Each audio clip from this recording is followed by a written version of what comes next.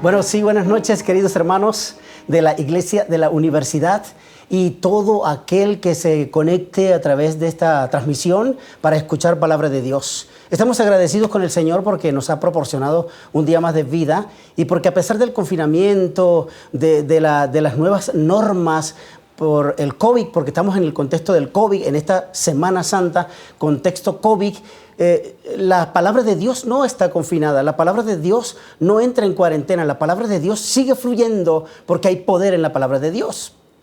Y esta noche, hermanos, estamos aquí para adentrarnos en el tema que nos corresponde por la secuencia que traemos en esta semana, la secuencia de los temas de la última semana que Jesús estuvo en esta tierra para completar el plan de salvación, para redimirnos y para darnos acceso a la patria celestial. Tú y yo, en el contexto de esta última semana, de esta semana fatídica de Jesús, estaremos descubriendo cuáles fueron los culpables, quiénes son los culpables, que es la secuencia que estamos llevando, para descubrir al final quiénes son los culpables de la muerte de Jesús. Y esta noche vamos a adentrarnos al aposento alto para cenar con nuestro amado Salvador. La última cena que Jesús estuvo y participó con sus discípulos, la última cena, sabiendo Jesús que tenía el último chance de estar junto con todos los discípulos, juntos todos, Jesús hizo preparativos con los discípulos para tomar la cena en la noche de Pascua o en la fiesta de Pascua. Jesús hizo preparativos en el aposento alto y el Evangelio o los Evangelios nos narran esta maravillosa cena, esta cena para Jesús, la última cena, para los discípulos, una cena que tendría componentes importantes para su decisión por Jesús. Entonces, basémonos en la palabra de Dios. Vamos al Evangelio según San Lucas. Allí vamos a tomar la referencia bíblica, Lucas capítulo 22. En el capítulo 22 de Lucas encontramos la institución de la Cena del Señor desde el versículo 7 hasta el versículo 23. Si no estoy mal, Lucas capítulo 22, versículos 7 al 23 correctamente. Y allí vamos a leerlo todo y vamos a sacar algunos argumentos importantes para así poder tener un panorama de lo que sucedió en el aposento alto y qué tiene que ver con nosotros. Vamos a leer la palabra de Dios. Dice, capítulo 22, libro de Lucas, versículo 7 en adelante. Dice, llegó el día de los panes sin levadura, en el cual era necesario sacrificar el cordero de la Pascua. Y Jesús envió a Pedro y a Juan, diciéndoles, id, preparadnos la Pascua para que la comamos. Ellos le dijeron, ¿dónde quieres que la comamos? ¿Dónde quieres que la preparemos? Él les dijo, he aquí, al entrar en la ciudad, os saldrá al encuentro un hombre que lleva un cántaro de agua, seguidle hasta la casa donde él entrare. Y decid al padre de familia de esa casa, el maestro te dice, ¿dónde está el aposento donde he de comer la Pascua con mis discípulos? Entonces él os mostrará un gran aposento alto, ya dispuesto, preparad allí. Fueron pues y hallaron como les había dicho y prepararon la Pascua. Y cuando era la hora, se sentó a la mesa y con él los apóstoles. Y él les dijo, cuánto he deseado comer con vosotros esta Pascua antes que padezca. Porque os digo que no la comeré más hasta que se cumpla en el reino de Dios. Y habiendo tomado la copa, les dio gracias y dijo, tomad esto y repartidlo entre vosotros. Porque os digo que no beberé más del fruto de la vid hasta que el reino de Dios venga. Y tomó el pan y dio gracias y lo partió y les dio diciendo, esto es mi cuerpo que por vosotros es dado. Haced esto en memoria de mí. De igual manera, después que hubo cenado, tomó la copa diciendo, esta copa es el nuevo pacto en mi sangre, que por vosotros se derrama. Mas he aquí, la mano del que me entrega está conmigo en la mesa. A la verdad, el Hijo del Hombre va según lo que está determinado, pero ay de aquel hombre por quien es entregado. Entonces ellos comenzaron a discutir entre sí quién de ellos sería el que había de hacer esto. Hermanos, vamos a orar por la palabra. Querido Padre, amado Dios, queremos sentarnos contigo en la mesa. Queremos estar en el aposento alto en tu presencia, pero queremos dejar a un lado la actitud de los discípulos y también, Señor, queremos tomar parte de la cena que habrá el día de tu venida en el reino de Dios. Por favor, acompáñanos y santifícanos en tu verdad. Tu palabra es verdad. En el nombre de Jesús, amén, amén. Bien, hermanos, buenas noches. Entonces, según el relato de la palabra del Señor en los sinópticos, Dios había preparado el escenario cumbre donde Jesús no solamente cenaría con sus discípulos, sino que esa misma noche sería entregado después de estar en Getsemaní. Y el Señor Jesús entregó todo por sí para salvarnos, dio todo por sus discípulos, entregó todo por ellos y también por nosotros para tener eterna redención en su sacrificio. Pero aquí en la cena, hermanos, hay algunos mensajes interesantes, algunas cosas que yo quisiera que no pasáramos por alto y tuviéramos en cuenta que Dios, a través de su palabra, sigue hablándonos siglos después. Y aquí habla a través de Jesús en el aposento alto. Porque no solamente el aposento alto sirvió para que Jesús diera el discurso del capítulo 14 de Juan. Tampoco el aposento alto sirvió nada más para que Jesús orara por los discípulos y por nosotros en el capítulo 17. Tanto el capítulo 14 de Juan como el capítulo 17 fueron pronunciados por Jesús en el aposento alto. En el aposento alto también Jesús se le apareció a sus discípulos y les sopló y les entregó el Espíritu Santo en primera instancia como prerrogativa o preinicio de lo que el Señor iba a hacer con ellos en el aposento alto cuando se cumpliera la fecha en donde el Espíritu de Dios descendería con fuego, denuedo y poder. Eso en el aposento alto. Así que quedémonos en el aposento alto. Estamos en el aposento alto y ahí en el aposento alto el Señor Jesús, a través de lo que Él dice, quiero regalarte cuatro grandes lecciones que están aquí y las voy a pronunciar ahora porque voy a detenerme en otras circunstancias para que el mensaje sea completo. La primera lección que nos da la lectura que acabamos de hacer del capítulo 22 versículo de Lucas 22 versículos del 7 al 23, la primera lección está en el versículo 8. Fija tus ojos en el versículo 8. La primera lección: los que desean tener la presencia de Cristo deben hacer lo que Él dice. Y eso está en el versículo 8. Recuerda que Él les dijo, vayan y prepárenme en el aposento alto la cena. Y los discípulos fueron. Eso significa que si nosotros queremos hoy tener la presencia de Jesús, ya no en el aposento alto, sino en nuestra casa, en nuestra vida, en nuestro corazón, con nuestra familia, en nuestro hogar, entonces debemos hacer lo que Él manda hacer. Esa es la primera lección que encontramos ahí en la lectura de Lucas 22, del 7 al 23. Segunda lección está en el versículo 10. Fija tus ojos en el versículo 10.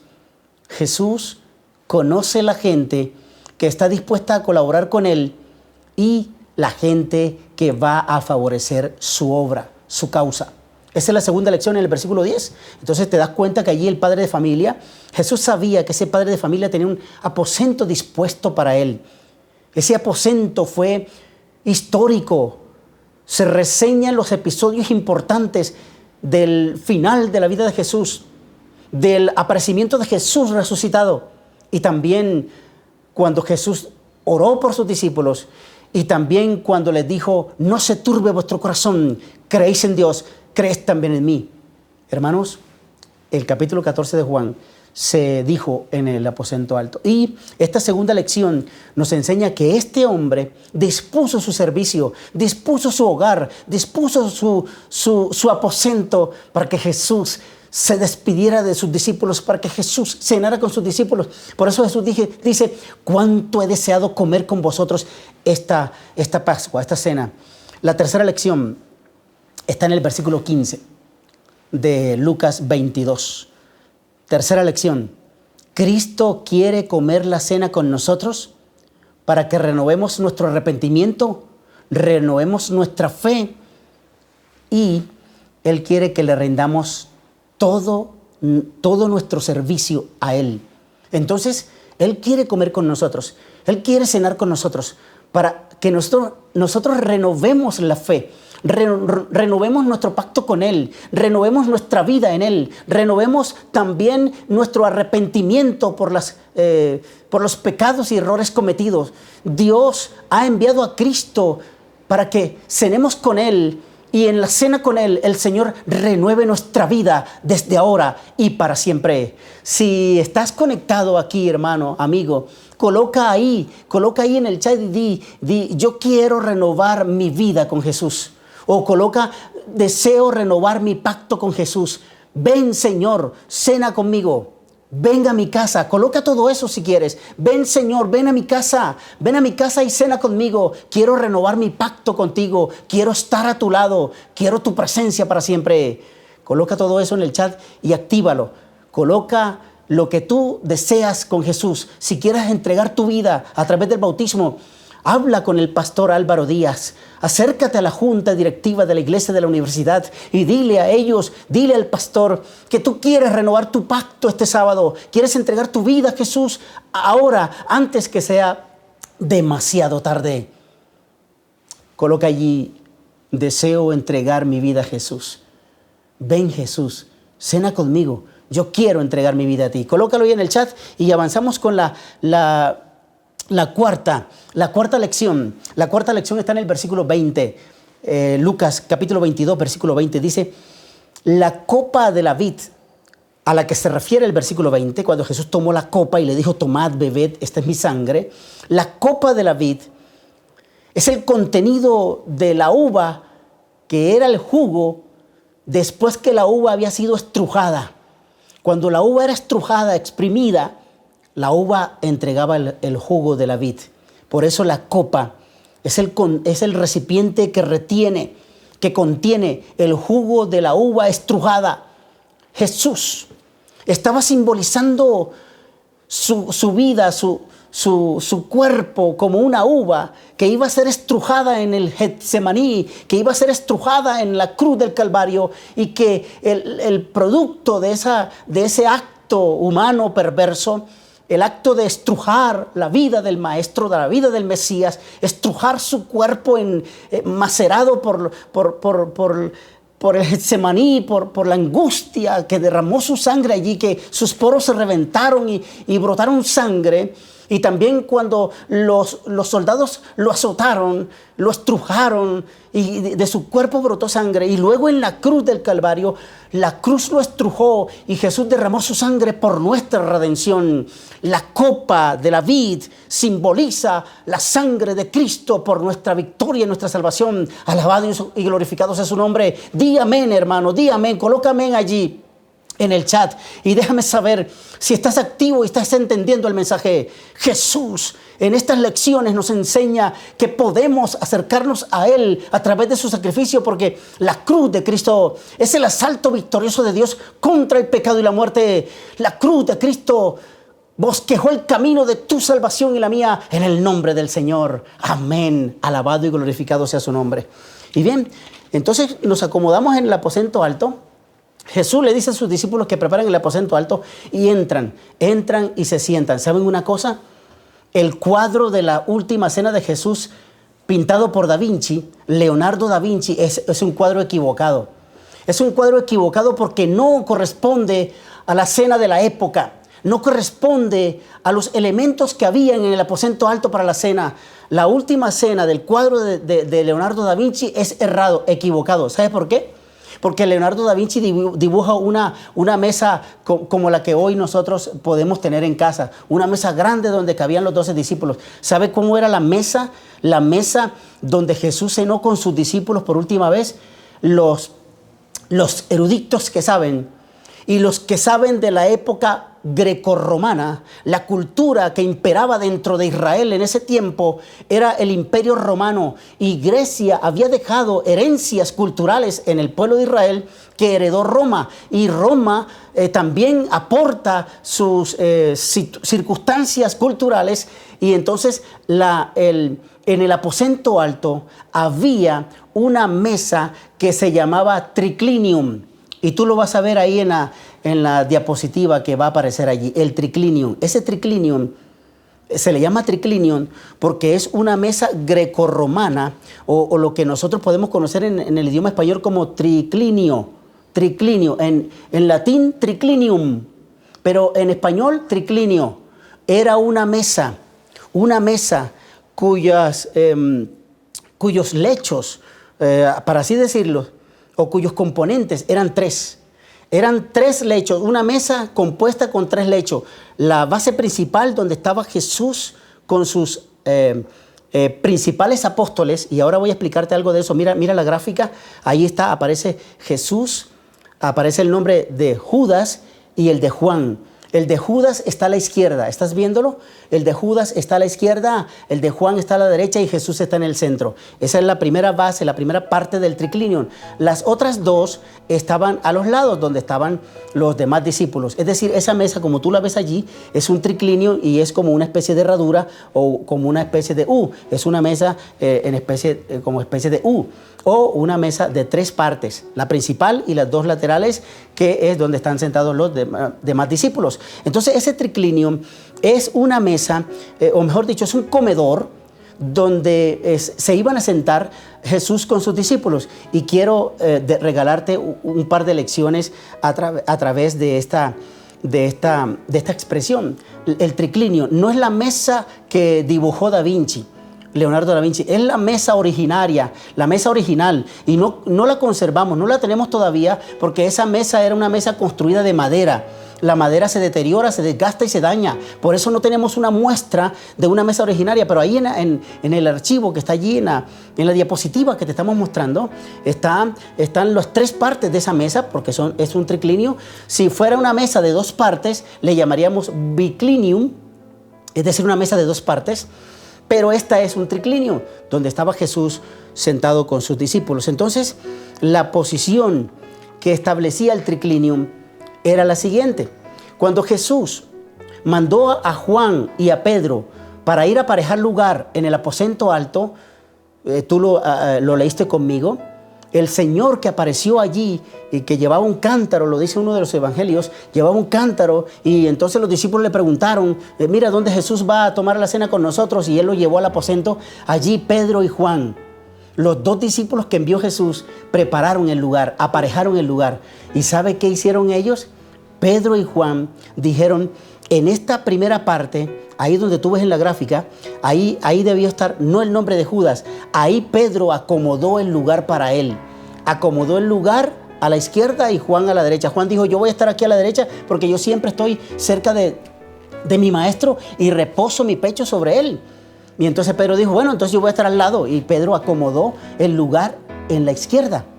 Pero algo pasó, hermanos. Algo sucedió donde Pedro no es el que aparece sentado. Finalmente en el triclinium, en la base principal o en la parte principal del triclinium, no aparece Jesús al lado de Pedro y de Juan, o de Juan y de Pedro, sino que Jesús está al lado de Juan y de Judas. ¿Qué sucedió? Pues Judas tenía todo el plan armado en su cabeza, en su mente, de que él, pasara lo que pasara, iba a estar al lado de Jesús. Iba a estar al lado de Jesús. Y si tendría algún costo estar al lado de Jesús, él lo iba a pagar. Por eso se le adelantó a Pedro. Y cuando se le adelantó a Pedro, Pedro llegó un poquito tarde. Y entonces Judas aparece ahí al lado de Jesús en la izquierda. Quiero regalarte dos citas que encontré en el Deseado de todas las gentes. El libro de White, Deseado de todas las gentes. Mira lo que dice este libro para hablar de de lo que Judas había hecho y por qué aparece Judas al lado de Jesús en la parte izquierda. Dice, aunque Juan y Pedro reservaron los lugares cerca de Jesús, reservaron el mejor lugar. Juan y Pedro reservaron el mejor lugar para estar cerca de Jesús. Pero Judas no estaba dispuesto a quedar desplazado de la cercanía de Jesús por algunos planes que él tenía. No eran planes santos, no eran planes especiales para Jesús, eran planes egoístas. Mira lo que dice White.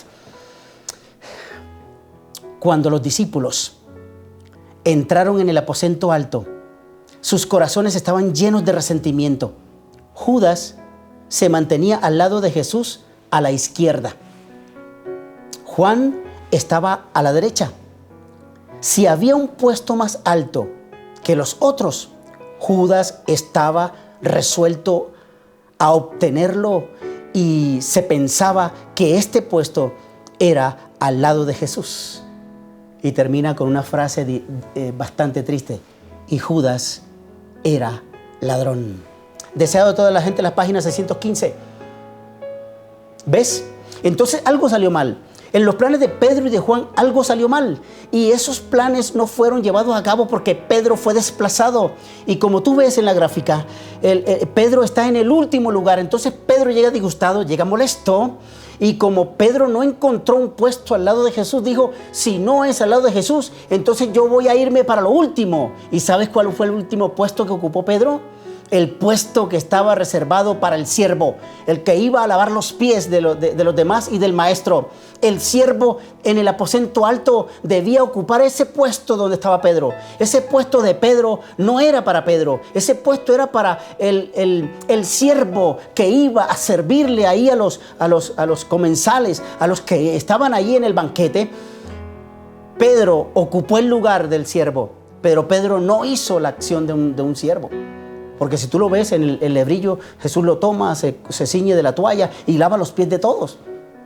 Por tal razón, Pedro resentido, Pedro bravo, no se sentó en el triclinium, sino al final del triclinium.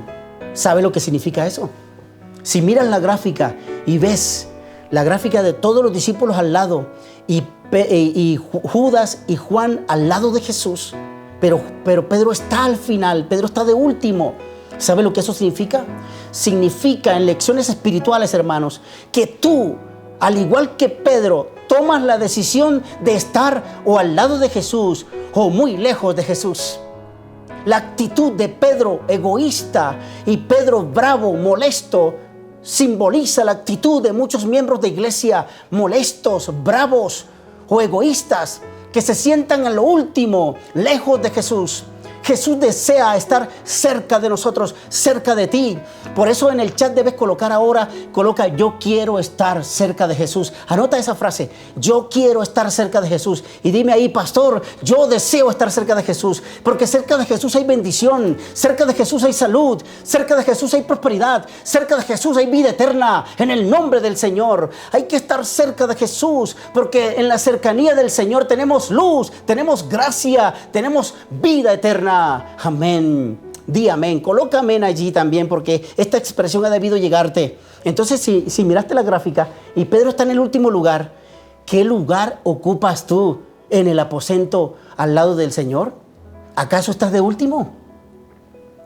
Tú eres quien debes cambiar de puesto. Tú tomas la decisión.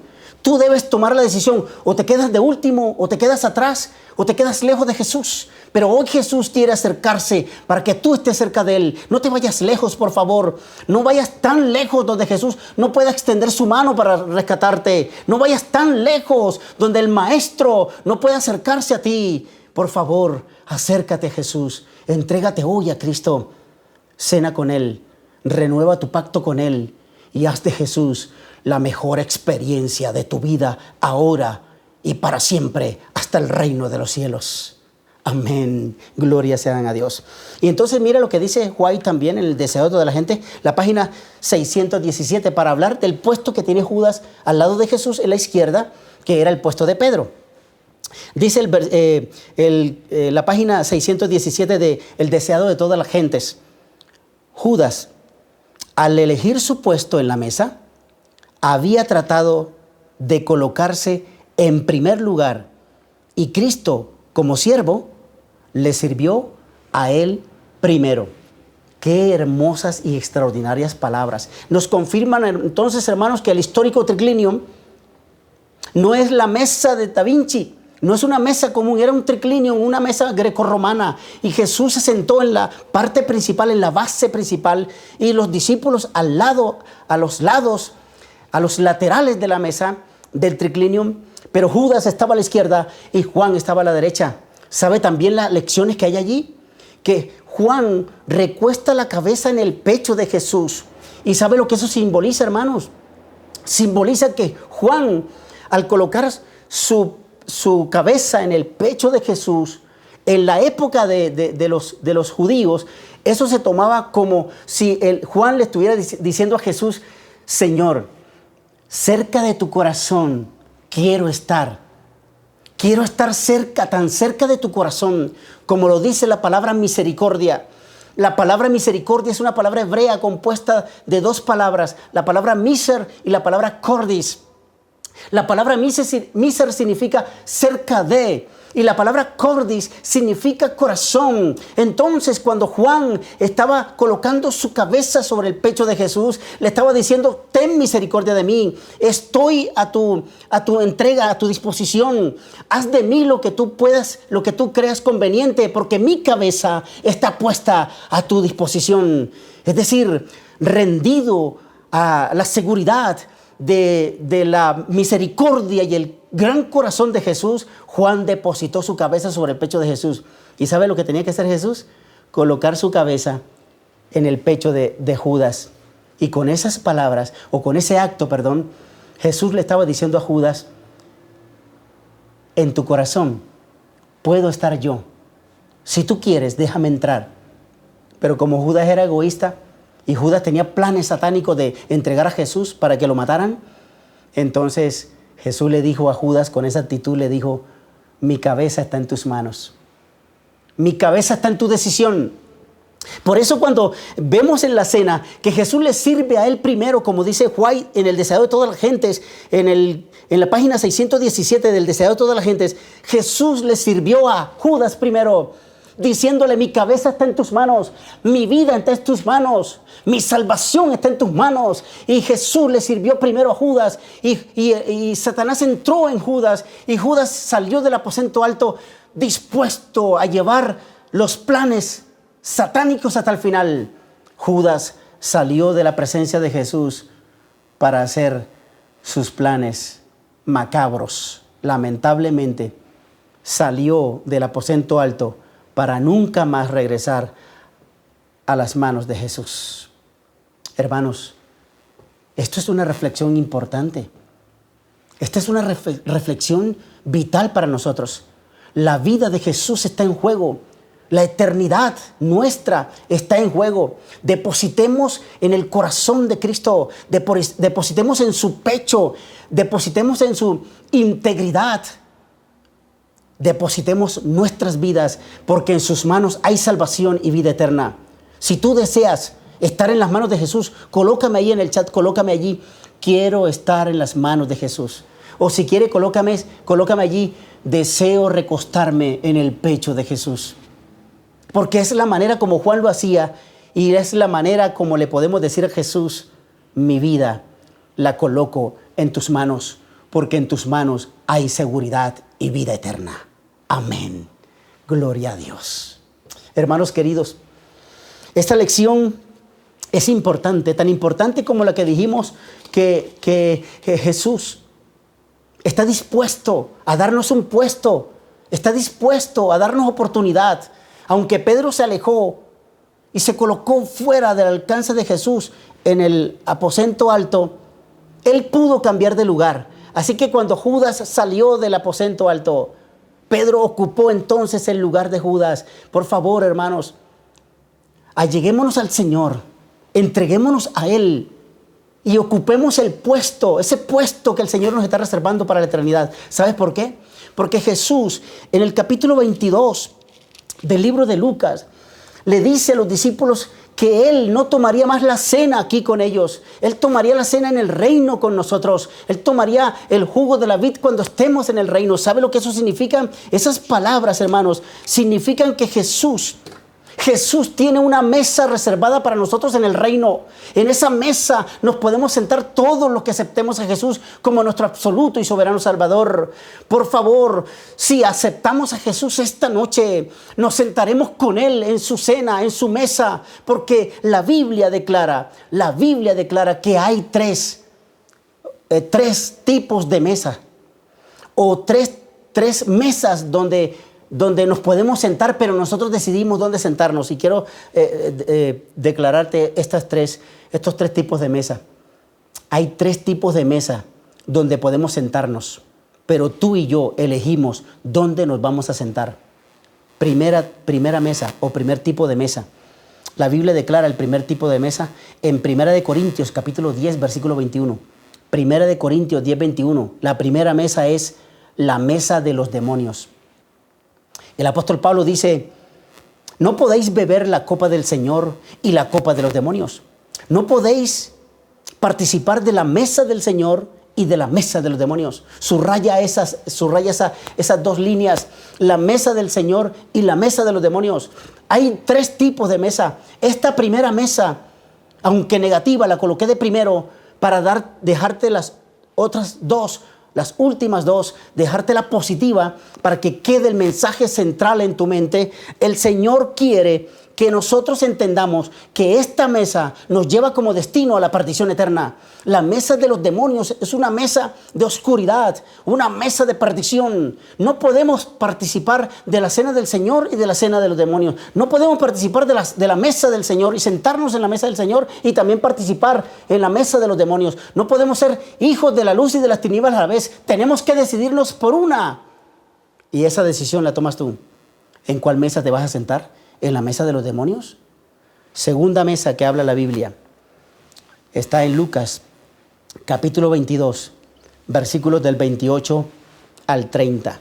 Vamos a Lucas 22, versículos 28 al 30.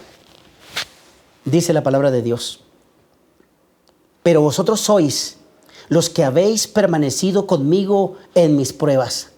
Yo pues os asigno un reino, como mi Padre me lo asignó a mí, para que comáis y bebáis en mi mesa, en mi reino, y os sentaréis en tronos, juzgando a las 12 tribus de Israel.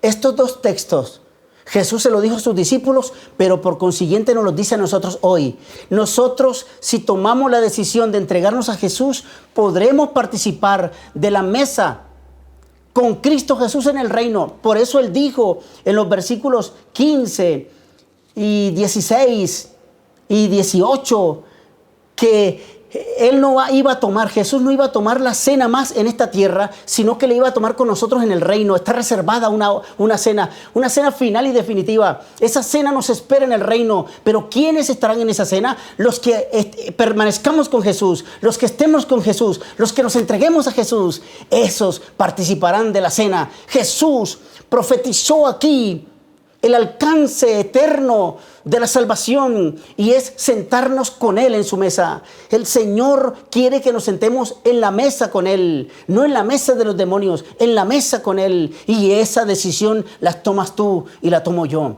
¿Dónde nos vamos a sentar? Ojalá en la mesa del Señor. Y sabes, la tercera mesa es la mesa en las bodas del Cordero de Dios, en la mesa, en la cena del Hijo de Dios, que vendrá por segunda vez para estar con nosotros para siempre. Esta mesa tiene una progresión escatológica. La mesa que aparece en Mateo capítulo 22, versículos del 1 al 14, la parábola que Jesús contó de la fiesta que se iba a hacer, y todo estaba aparejado. Y Dios mandó a su siervo y le dijo que recogiera todo, e invitara a las personas. Y las personas comenzaron a excusarse, a sacar excusas, a decir que no. Y entonces el dueño de la fiesta se molestó Y le dijo a sus siervos, vayan y busquen por los caminos, por los vallados, por las plazas, por los parques, busquen gente y tráiganlos, porque el lugar está vacío y puede equipar o puede ser lleno por todo el que quiera estar aquí. Eso es Mateo 22, del 1 al 14. Pero eso progresa porque la mesa de la cena en la boda del Cordero está en Apocalipsis capítulo 19, versículo 9. Apocalipsis 19, 9. Es la mesa que ojalá tú y yo podamos escoger esta noche. La mesa de la cena en la boda del Cordero. Mira lo que dice la Biblia en Apocalipsis 19, 9. Dice, y el ángel me dijo, escribe, bienaventurados los que son llamados a la cena de las bodas del Cordero. Y él me dijo, estas son palabras verdaderas de Dios. Esta invitación, hermanos, que nos hace el cielo, esta invitación sigue vigente. Tú y yo la aceptamos o no. Nos toca decidir, somos los protagonistas de este episodio. Tú y yo completaremos la escena, tú y yo completaremos la historia. El Señor nos está invitando y dice, bienaventurados los que son invitados, los que son llamados. El Señor nos llama y nos llama para que nos sentemos en su mesa. Por favor, hermanos, no tardes más. Entrégate hoy a Él porque la mesa está dispuesta. El Señor te espera porque ese día cuando el Señor está invitando, habrá otra cena paralela. Cuando Cristo venga, habrá dos cenas. La cena de los que son convidados con el Señor y se irán con Cristo al reino de los cielos. Pero también habrá otra cena. Se llama, ahí mismo en Apocalipsis 19, se llama la cena de la gran cena de Dios, que es la invitación que Dios hace a las aves de los cielos para que vengan a comerse las carnes de los que se van a perder, de todos los que no están registrados en el libro de la vida y se perderán. Se le llamará la gran cena de Dios. Está paralela a la cena de las bodas del Cordero. ¿A cuál cena acudirás tú? Mira, el Señor te invita diciendo, bienaventurado todos los que son llamados a la cena de las bodas del Cordero. Tú y yo estamos invitados. Tú y yo somos llamados. El Señor te ha llamado. Hoy entrégate a Él. Hoy deposita tu vida en Él. Porque Cristo se muere de ganas por sentarse contigo en la mesa del reino de Dios. En la mesa de la cena del Cordero. En la mesa preparada para ti. Salmo 23, versículo 5 dice que el Señor ha aparejado una mesa delante de los enemigos. Esa mesa está dispuesta, así como dice en Mateo 22, la mesa está lista, está provista de manjares, está lista de comida, está lista de los parabienes y las bondades de Dios. Tú y yo decidimos, ¿qué aceptarás? ¿Aceptarás sentarte con Cristo en la mesa? Porque si no aceptas, mira a la cena, a la otra cena, que entonces si no aceptamos, vamos a participar. Dice el versículo 11 de Apocalipsis 19, 11 al 21. Entonces vi el cielo abierto y he aquí un caballo blanco, y el que lo montaba se llamaba Fiel y Verdadero, y con justicia juzga y pelea. Sus ojos eran como llamas de fuego, y había en su cabeza muchas diademas, y tenía un nombre escrito que ninguno conocía sino solo él. Estaba vestido de ropas teñidas de sangre, y su nombre era el Verbo de Dios. Y los ejércitos celestiales, vestidos de lino finísimo, blanco y limpio, le seguían con caballos blancos. De su boca sale una gran espada aguda para herir con ella a las naciones, y él regirá con vara de hierro, y él pisa el lagar del vino del furor de la ira del Dios Todopoderoso. Y en su vestidura y en su muslo tiene escrito este nombre: Rey de Reyes y Señor de Señores. Entonces el versículo 17 dice, y vi un ángel que estaba de pie en el sol y clamó a gran voz diciendo a todas las aves que vuelan en medio del cielo, venid, congregaos a la gran cena de Dios, para que comáis las carnes de los reyes, de los capitanes, las carnes de los fuertes, la carne de los caballos, la carne de los jinetes, carne de todo libre y esclavo, pequeños y grandes. Y vi a la bestia y a los reyes de la tierra y a sus ejércitos reunidos para guerrear contra el que montaba el gran caballo, el caballo blanco y su ejército. Y la bestia fue apresada, y con ella el falso profeta, que había hecho delante de ella grandes señales, con las cuales había engañado a los que recibieron la marca de la bestia y habían adorado a su imagen. Estos dos fueron lanzados vivos dentro de un lago de fuego que arde con azufre, y los demás fueron muertos con la espada que salía de la boca del que montaba el caballo blanco, y todas las aves se saciaron de sus carnes. Hermanos queridos, o participamos de la cena del Cordero, o nos espera la cena de las aves. Los que no aceptan a Jesús como Salvador se perderán, y el día de la venida del Señor, el día del gran juicio final, las aves de los cielos comerán este gran banquete que Apocalipsis le llama simbólicamente la gran cena de Dios. Pero Jesús te está llamando. Apocalipsis 9:9 dice que los que son llamados para participar de la cena en las bodas del Cordero. Cristo te llama, hermano. No tardes más. Los que van a participar de la cena, de la boda del Cordero, son los que son llamados, y tú eres llamado. Entrégate hoy al Señor, porque el Señor mismo nos servirá cuando estemos con Él en el cielo. El Señor mismo nos dará en la mesa, nos servirá, porque Él será el diácono principal, el diácono definitivo en el reino. Él espera que tú aceptes la invitación de entregarte a Él, permanecer en Él y por fin morar con Cristo por la eternidad.